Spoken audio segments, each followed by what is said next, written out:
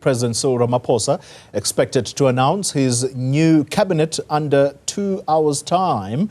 It follows intense talks to form a government of national unity between the ANC and 9 other political parties, including the Democratic Alliance and the IFP. Newzroom Afrika's Ziyanda Ngcobo is live for us at the Union Buildings this evening. Ziyanda, good evening to you. Much talk has been made about the differences between the ANC and the Democratic Alliance, but perhaps the other parties here, other political parties such as the IFP, there hasn't been much talk about them. What do they stand to get for being part of this GNU?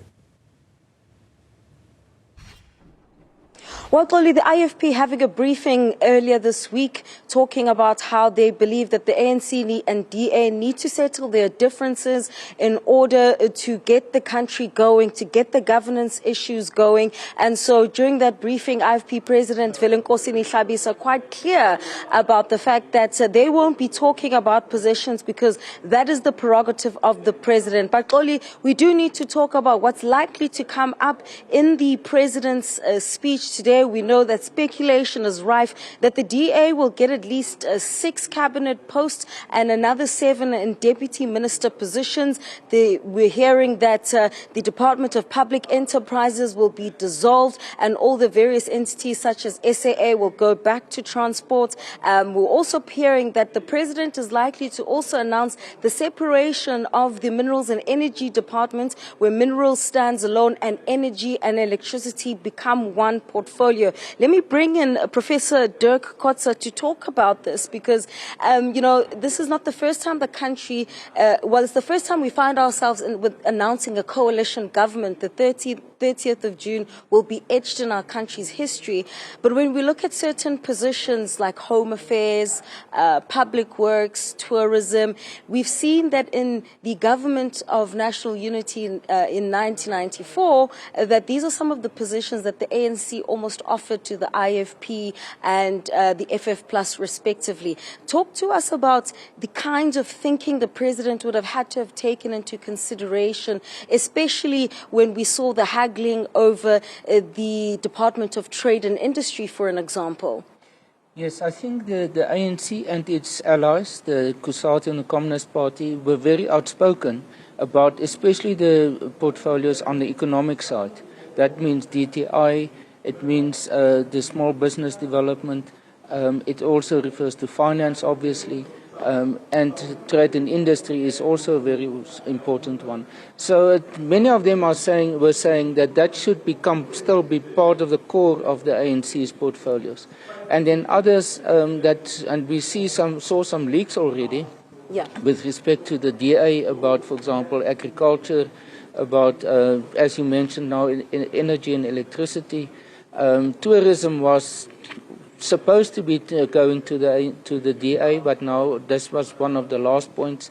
And then some other important positions also, for example, public works, which is very important for the public sector in general, and which affects members of COSATU, for example, also. Yeah.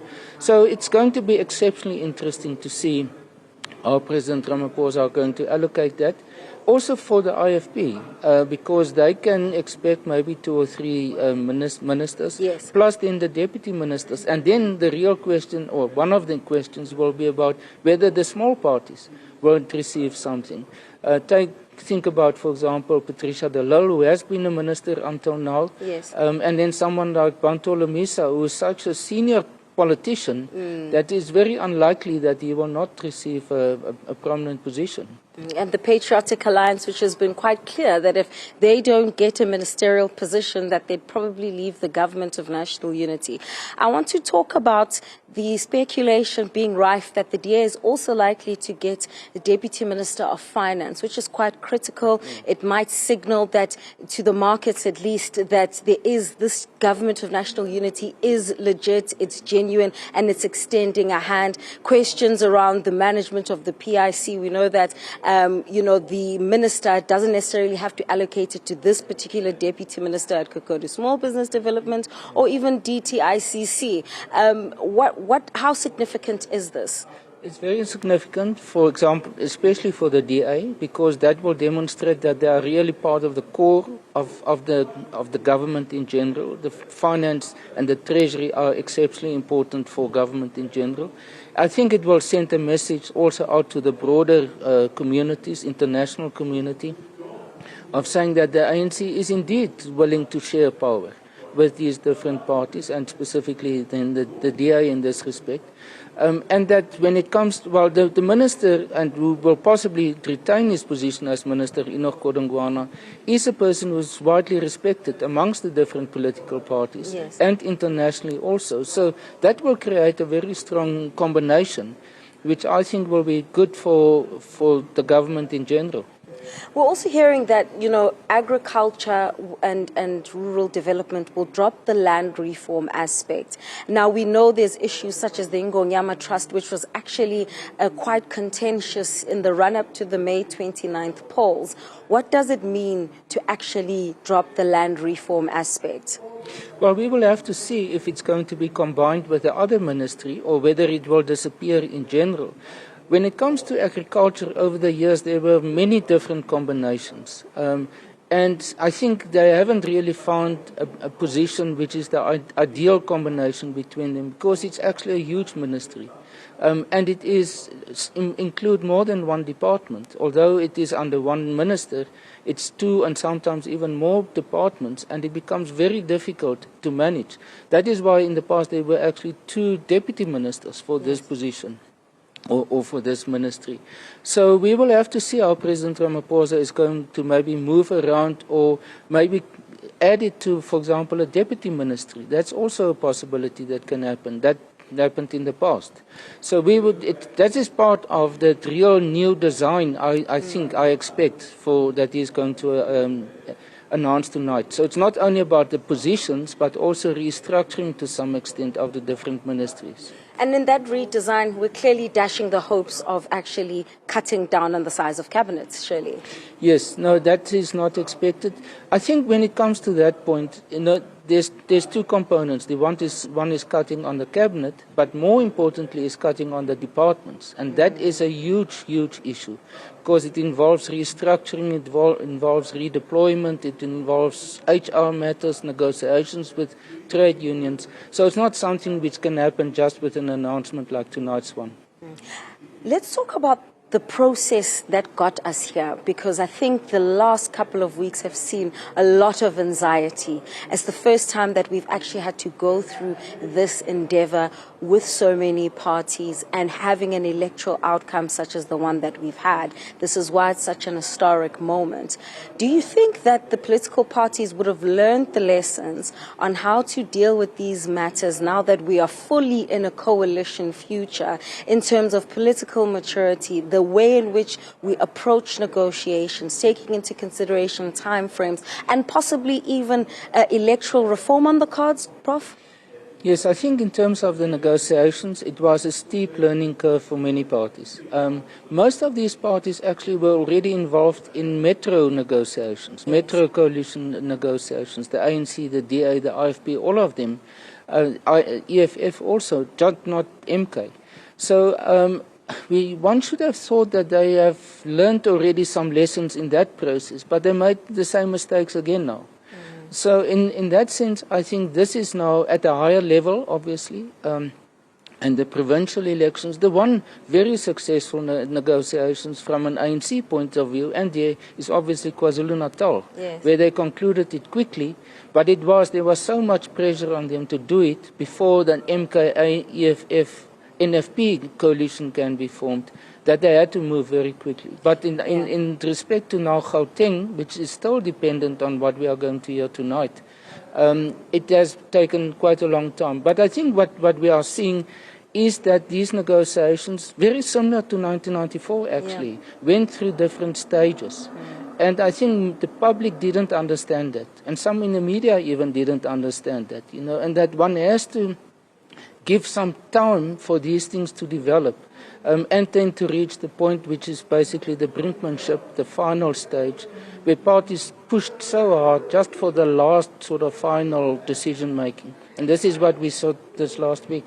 Part of the anticipation, I think, Prof, correct me if I'm wrong, is going to be that EFF-MK element, and how we're now told that in the last couple of hours that they've also wanted to join this government of national unity. So let's leave the messaging and the possible contradictions that parties would have made to their own constituencies, but the demands that people, various parties made. The DA says, well, we will enter, but without EFF and MK, and the feeling is mutual on the other side. Speaking of brinkmanship, that point you made, the sustainability of this coalition, given what we've seen at Metro's level, can South Africans say, phew, whatever Ramaphosa announces today, we know that it's going to be steady, or are we in for some hell of a ride? I think it's different from the Metro coalitions because the ANC and the DA together constitute 62%. And that's a huge difference compared to most of the Metro councils or Metro coalitions. There, sometimes the small parties were the kingmakers, had actually a veto power, or if they moved from the one group to the other group, it led to a motion of no confidence. Those aspects are not possible with this arrangement. Motions of no confidence won't happen because it's such a huge majority. And because of that also, if small parties move in or out, it won't make a difference. The core is the ANC and the DA. If they stay together, this coalition will be able to continue. Speaking of moving in and out, it would seem that the smaller parties are actually putting themselves in good stead by actually heeding the call made by the ANC to join this government of national unity. Now, if you just look at how the 6th administration was managed, Prof, it wasn't always easy, even when the ANC had its own majority.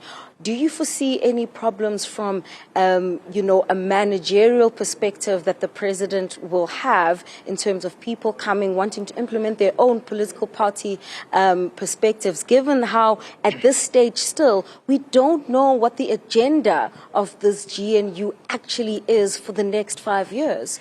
I think they've already laid the foundation. In the statement of intent, they already talk about that it will be a consensus decision-making. But if it's not consensus, then sufficient consensus of 60%. That means the ANC and the DA. That's the bottom line. Unless EFF or MK party join, no? No. They are not going to join. I'm quite sure about that. It's going to disrupt this arrangement, which is a very delicate one. I mean, look how long did it take to reach this point. So I can't see any way in which they are going to move in, except if there's a total turnaround. That the DA withdraw, some of the IFP withdraw, and some other parties also, so that the ANC is again at a level below 50%. Other than that, I can't see a major change to the current situation. Small parties like Musi Maimane might join, but it won't make any real difference in terms of the configuration that we see at the moment.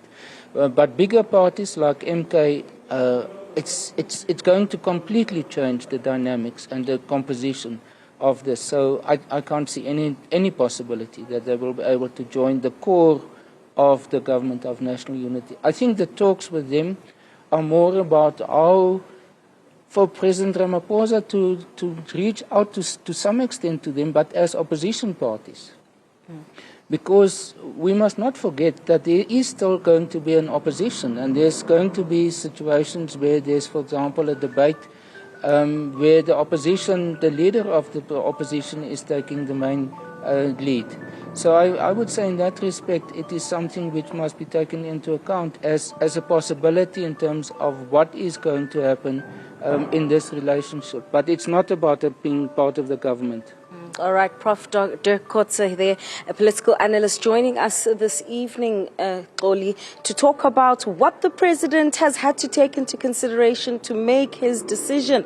As we age ever so closely to 9 o'clock, President Cyril Ramaphosa going to announce that cabinet. Finally, maybe at home you're having a sigh of relief to say what is going to be said. The business of running the country will finally get underway. Let's take a quick break. When we return, we'll continue bringing you coverage here from the Union buildings as we wait for that much anticipated announcement.